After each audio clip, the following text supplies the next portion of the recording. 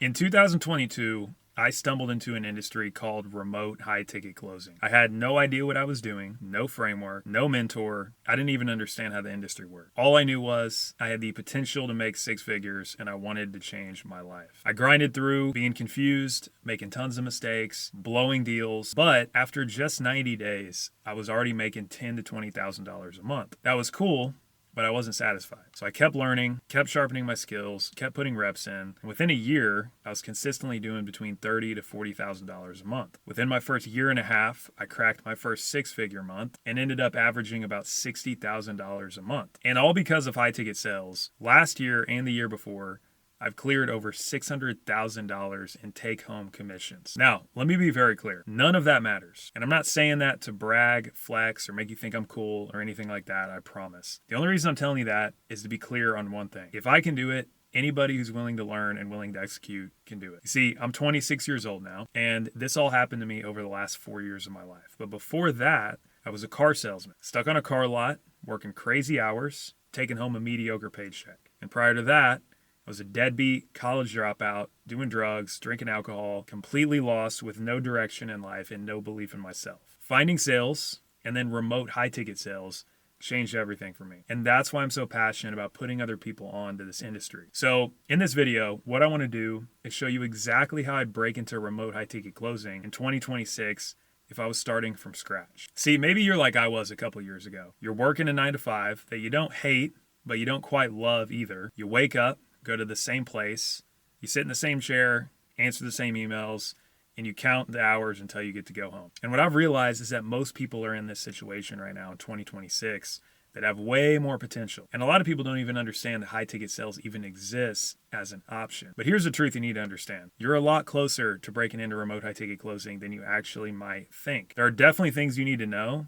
but with the right blueprint, most people can break in a very short amount of time. So if you've been wanting to take that first step, but you're not sure where to start, you're gonna wanna lock in on this video because I'm about to eliminate all the confusion and give you a blueprint you can start executing on immediately after you watch this video. So grab a pen, take notes, and let's dive in. So the first thing we got to talk about is what is high ticket sales, because most people completely misunderstand the industry. So here's exactly how it works. When you're a remote high ticket closer, you're closing deals for online businesses. And this is important. You're not cold calling, you're not begging for sales, you're speaking with qualified leads, people who already raised their hand and showed interest in what you offer. When these leads come in, they're typically coming in through what's called a sales funnel. And whether you realize it or not, you've probably already been in a side of a sales funnel. Think about people like Grant Cardone, Alex Hormozi, Jeremy Miner. You see their ads, they point you to click a link and get more information about what they offer. And if it makes you curious, you may fill out some sort of form or maybe even book a call to talk to their team for a discovery call. On the other end of this process is high ticket closers. Usually what that team looks like is this, right? You've got an appointment setter who reaches out first, qualifies you a little bit, and books the call. And then a high ticket closer who runs the full conversation and helps you make a decision. And both of these are real opportunities in the high ticket closing industry. And here's the part most people don't even realize. In 2026, there's an entire world of online creators that are all starting to run this same model. They're building personal brands, posting content, running paid ads. They package up their expertise into high ticket offers like live events, courses, coaching programs, etc. And when someone raises their hand, that conversation gets handed off to a sales team. And while everyone sees the online guys with the big followings and all that stuff, what they're missing is this. The appointment setters and closers behind the scenes are often making six figures a year, and in some cases, multiple six figures a year, not because they're famous, not because they own the business, not because they're taking any massive financial risk, but because they're skilled. They're not building the brand, they're not running the ads, they're not handling fulfillment or operations or anything like that. Their job is to show up, talk to qualified leads, and help them make a decision. That's it. And the cool part is this industry is only getting bigger. Some people think this industry may be a trend or something that's going to disappear at some point in time, but it's not. Even mainstream business publications like Forbes have talked about the explosive growth of the online education industry. More online businesses means more offers means more leads, and more leads means more demand for skilled closers. So now that we've covered that, the real question now is how do you actually break into this industry the right way and avoid all the BS? Well, the answer is simple. You need to follow a proven process, not just like do some guesswork. And now that you know exactly what high ticket sales is, let me walk you through the exact process I take my students through to break into the industry the right way, starting with step number 1. So step 1 is mindset, right? And this is where a lot of people get filtered out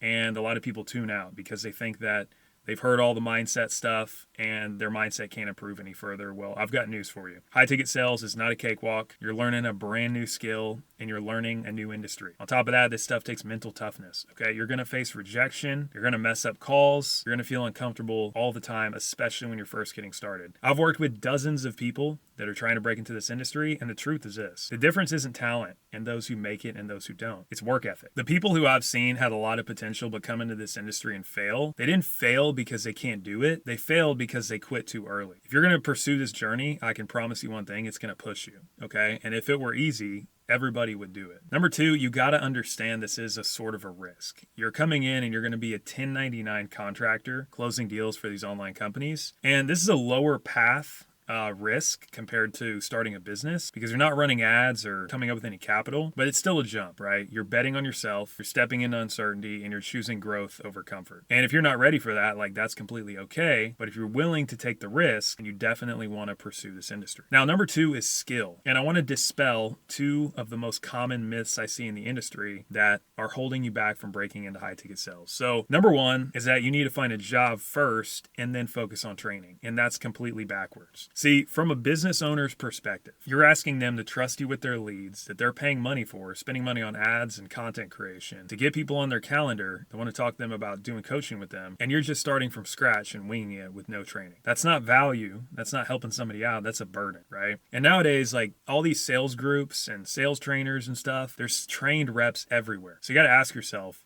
who would you hire, right? Take two people. One person invested in learning the craft first, and then the other person comes in and says, I'm coachable. You guys teach me everything. Asking a company and telling them, hey, I'm super committed. All I need you to do is give me the training and I'll be able to grow fast and start closing deals. That's not doing anybody a favor. Training someone properly is a chore and it takes a lot of work. So saying, I'll work hard, all you got to do is teach me, is asking somebody for a favor. It's not offering value. Myth number two is thinking that consumption is training. It's not. See, I like to think about it like this, right? Watching YouTube isn't training. Listening to podcasts isn't training. They don't show soldiers a YouTube video and then send them into battle to fight for the freedom of our country, right? That would be a disaster. What you need is this. You need live reps, you need feedback, and you need role play. You can watch golf all day and you can understand it in theory, but it's completely different when you pick up a club and start trying to swing it. You see, skill is built through execution and correction. Remember that. Step number three is going to be placement. So being on a good offer is literally the difference between swimming upstream and swimming downstream. Once you've got the training, once you've got the mindset, you've got to find a good offer in order for your skills to pay off. Same closer, different results. So what I'm about to give you right now is actually the 4-step formula I teach my students inside of my academy, High Ticket Dominance, on how they can actually find and land great high ticket sales offers. So it's a 4-step process. You got to find them, vet them, apply, and interview. So finding roles is really easy because you just go on Instagram, YouTube. You can look up Facebook groups. You can go on Facebook Meta Ads Library if you've never heard of that before. Go on Google, look up Meta Ads Library. It shows you every single creator on Instagram or Facebook that's actively running paid ads. And if they're spending money on ads, you can assume they're probably making a good profit and they probably have a demand for salespeople. But finding is not the issue. Vetting is where people mess up. You see, you need to find an offer that has lead flow, strong leadership, and an offer that actually gets people results. If the offer doesn't work, nothing else matters, because one thing about a sales rep is you got to have conviction in what you're selling. If you don't have conviction, you can't sell at the highest level. So you need to find one that has a really good product. If they don't have a good product and they don't help people, they don't have a ton of case studies, don't even look any further. Beyond that, you need lead flow, you need ongoing training. Going through a course one time or a coaching program isn't enough. You need a company that's going to continually invest in you so you can grow and reach your full potential. Now, next comes applying for roles. You need to understand how to craft a deadly Loom video, not a resume. So a lot of people that are newer to high ticket sales, you hear the word Loom and you're like, what's a Loom video?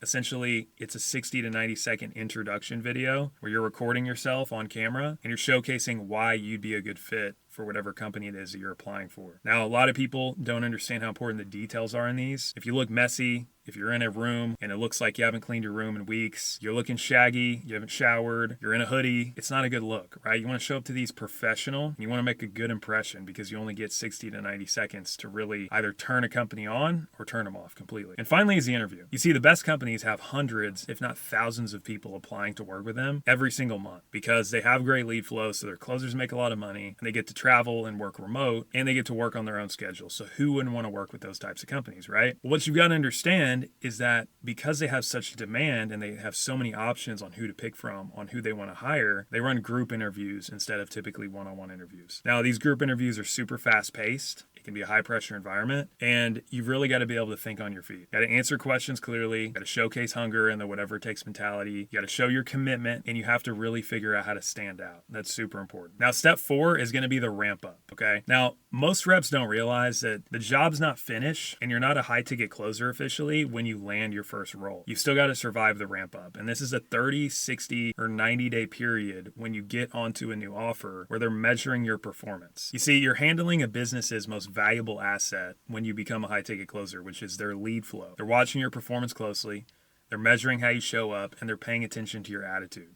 And they're also trying to evaluate not only if you have what it takes skill-wise to stick with their team, but also if you're a good culture fit. So during this phase is where you really need to double down and earn your spot in this industry. You got to do call reviews. You got to ask for feedback. You got to apply your feedback extremely quick and show that you're coachable. And another thing that a lot of reps mess up is you really want to focus on bringing the intangibles during this time, right? So like, for example, when you show up to meetings, you want to have energy. You want to display leadership. You want to have a team mentality, right? See, great companies, they don't just pay attention to how you perform from a numbers perspective. They also care about having somebody on the team that lifts up the room and the entire culture. So even if you're not perfect on day one in terms of your performance numbers wise, if you bring the intangibles to the table and elevate the whole team, then you actually will stand a chance, even if your performance takes a while to catch up. All right, so what I just shared with you is the blueprint, right? This is exactly how I would go from my in-person sales job to breaking into remote high-ticket closing the right way in 2026. And I want to leave you with this. Remote high-ticket closing is not for everybody, but for the right person, it can literally change your life. If you can see yourself and relate to my story and you're serious about learning how to get into high-ticket sales the right way, then stay connected with me because my mission is simple. I want to help the right people break into this industry with clarity, confidence, and integrity. So I appreciate you watching. See you in the next one.